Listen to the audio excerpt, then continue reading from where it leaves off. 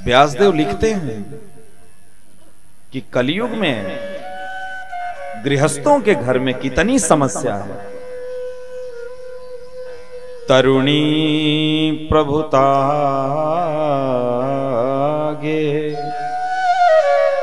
स्याल को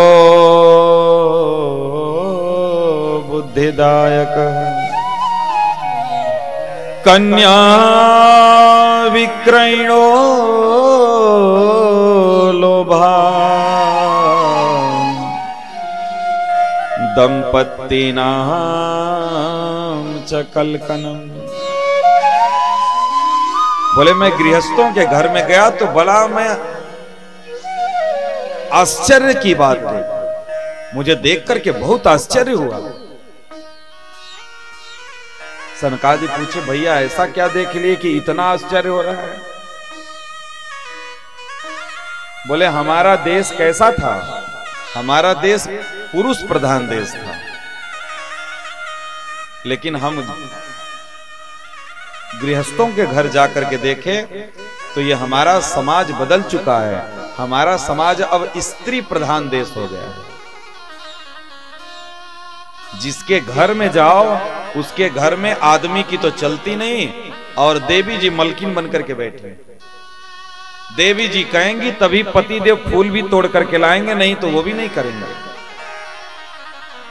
आदमी बेचारा हाथ जोड़े दरवाजे के बाहर खड़ा रहता है, देवी कुछ आदेश करो तो हम पालन करें, कहो तो घर में आए और कहो तो न आए हम घर में। ऐसे तरुणी प्रभुता के है, घर में स्त्रियों का प्रभुत्व हो गया। और व्यासदेव लिखते हैं तरुणी प्रभुता के है स्याल को बुद्धिदायक है। कह रहे हैं घर में स्त्रियों का प्रभुत्व है, और घर में स्त्रियों के प्रभुत्व होने के कारण ही घर में साले लोग सलाहकार बनकर के बैठे हैं।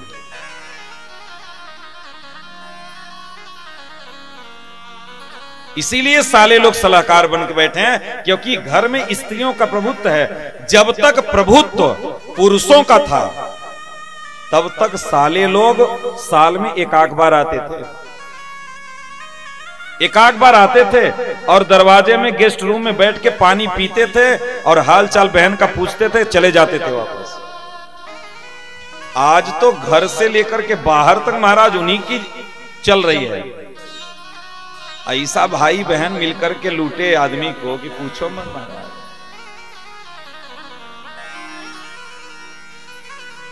तरुणी प्रभुता के है स्याल को बुद्धिदायक दे। हम नहीं कह रहे हैं ये सब स्वयं व्यासदेव लिख दिए व्यास भागवत में।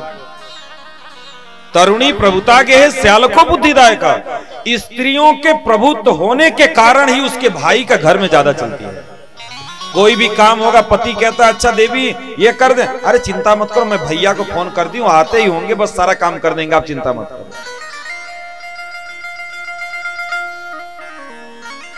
खुद की भाई की उसकी चलती नहीं, पत्नी के भाई की चल रही है घर में। खुद के भाई को डंडा मार करके वो बाहर कर देता है और अपनी पत्नी को भाई को घर में रख लेता है, खर्चा भी चलाता है उसका। बहुत लोगों को देखे महाराज। ये क्यों हुआ? और जानते हैं आज परिवार का विखंडन सबसे ज्यादा इसीलिए हो रहा है। घरों के टूटने का सबसे बड़ा कारण है लड़की के मायके वालों का ससुराल में उसके हस्तक्षेप करना। घर टूटने का सबसे बड़ा कारण है। आप देख लीजिए जिनके घरों में लड़की के ससुराल वाले मायके वाले जिसके घर में हस्तक्षेप करते उसका घर नहीं चल पाया, नहीं चल पाया। और ये अपराध है। लड़की के जो मायके वाले होते हैं उनको कभी भी हस्तक्षेप नहीं करना चाहिए लड़की के घर में, कभी नहीं करना चाहिए। और साले लोगों से तो बस उतना ही मतलब रखना चाहिए, बस रिश्तेदारी। क्या हमारे घर में हमारे भाई मर गए, हमारे माँ बाप मर गए, क्या वो पढ़े लिखे नहीं गंवार हैं? क्या उनसे सलाह नहीं मिल सकती है? मिल सकती है। लेकिन आज 75% आदमियों का घर बर्बाद हो रहा है, तो इसी कारण जानते हैं, जिस दिन लड़की की विदाई कर दें हम अपने घर से, लड़की को भूल जाना चाहिए। एक जमाना था कि लड़की के घर से, लड़की के ससुराल से लड़की के मायके वाले पानी भी नहीं पीते थे। आज तो पूरा परिवार चढ़ करके वहीं रह रहा है, उसी के घर में वहीं खा पी रहा है, सब कुछ वहीं कर रहा है। पानी पीना तो दूर की बात है, बोले अब तो सब चलता है। ये तो आपकी इच्छा है, चलता है, लेकिन शास्त्र का ऐसा वो नहीं है कि ऐसा चलता है। जाना नहीं चाहिए, हस्तक्षेप नहीं करना चाहिए। और अगर लड़की अपने मायके से रिश्ता तोड़ी जब तक नहीं, तब तक अपने ससुराल से जोड़ नहीं पाएगी।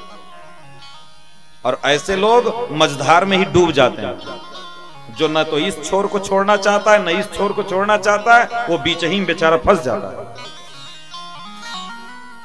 इसलिए जिस दिन लड़की का विवाह हो जाए, लड़की को अपने मायके से संबंध नहीं रखना चाहिए।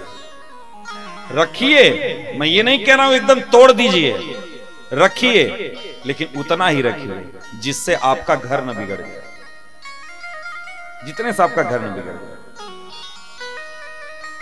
घर बिगाड़ करके अच्छा नहीं है।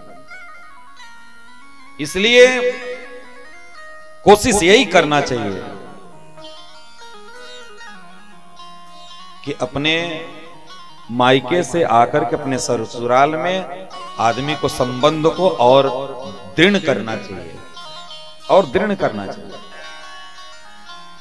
उसको इस बात पर विचार हमेशा करना चाहिए। और एक बात मैं आपको बता दूं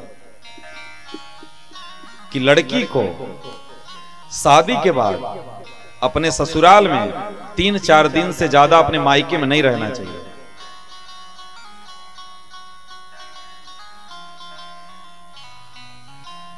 शादी के बाद लड़की को अपने मायके में 3-4 दिन से ज्यादा नहीं रहना चाहिए।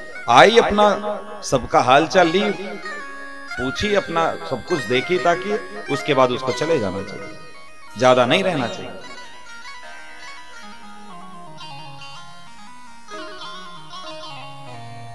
तरुणी प्रभुता के स्यालको बुद्धिदायक। घर में मालकिन देवी जी हैं, जब तक सासू मां की तिजोरी की चाबी नहीं मिल जाती, तब तक सासू मां की बड़ी सेवा, सारी सेवा सासू मां की। जिस दिन तिजोरी हाथ में आ गई, बोली अब इनका तो बुढ़िया का काम नहीं, हटाओ इसको, नहीं करना चाहिए। ध्यान रखिए, आज आप बहू हैं, 5-6 साल के बाद ही सास बनने वाली है, आपकी कुर्सी बदलने वाली है। तो जो आप अपनी सास के साथ की हैं, काश अगर वो आपकी बहू आपके साथ करेगी तो कितना दुख होगा, इसका अनुमान हमको लगा लेना चाहिए। कन्या विक्रयणो लोभात। घर में पत्नी मालकिन, साला सलाहकार और बेटा बेटी का बड़े पैमाने पर क्रय विक्रय हो रहा है। बोले घर में एक बेटी की शादी है तो कम से कम 50 लाख तो रखे रहो। लड़की का बाप बेचारा परेशान रहता है कि कैसे शादी करेंगे। लड़के का बाप इतना मुंह खोल करके बैठा है, बड़े बड़े लिस्ट लेकर के बैठा है, हमको ये चाहिए, हमको ये चाहिए, इतना दहेज चाहिए, न जाने क्या क्या चाहिए। ये विवाह कर रहे हो कि आपकी व्यवसाय कर रहे हो? ये विवाह संस्कार होता है, ये व्यवसाय नहीं होता है। पैसे के लिए विवाह नहीं किया जाता है। लेकिन आज देखिए कि मुंह मांग करके लोग लेते हैं कि हमको इतना चाहिए। इसीलिए तो जब इतना चाहिए तो बहू आते ही डंडा उठाती है बस कि दहेज लिए हो तो लो यह लेते जाओ। यही सब कारण है। आज अगर आपने अपने बेटे को बेच दिया तो आपके बेटे पर किसका अधिकार होगा? उस लड़की का होगा या आपका होगा? आपने तो पैसे लेकर के बेच दिया, फिर वो लड़का तो उस लड़की का हो गया। तो फिर आपका रहा कहां वो जो आप अधिकार चलाते हैं? अब आपका वो नहीं रहा। और पति नाम च कलकनम, आज पति पत्नी में कलह का कारण यही है, क्रय विक्रय। अब लड़की का बाप दिया है मोटरसाइकिल, तो दिन भर लेके घूमोगे तो गाली नहीं देगी वो कि हमारा बाप दिया है तुम दिन भर लेकर के घूम रहे हो। अब लड़की का बाप सोफा देगा, तुम बैठ करके तोड़ोगे तो बोलेगी नहीं कि आराम से बैठो, धीरे से बैठो, कपड़े फट जाएंगे, बोलेगी तो है। आज लड़की के मां बाप सुई धागा भी दे रहे हैं, एक एक चीज विचार करके देते हैं कि कुछ चीज छूट ना जाए। ये सब कोई देने वाली चीज है? गैस सिलेंडर दे रहे हो, चूल्हा दे रहे हो, मतलब जब तुम अपनी पूरी व्यवस्था लड़की के साथ भेज रहे हो तो लड़की को एक अपने घर बुला के रख लेते। जब तुम सारी व्यवस्था दे ही रहे हो तो लड़के को बुला के अपने घर रख लेते। तो शादी क्यों कर रहे हो? इसलिए लड़के लड़कियों का क्रय विक्रय हो रहा है। इसीलिए पति नाम च कलकलम, पति पत्नी में इसीलिए कलह हो रहा है।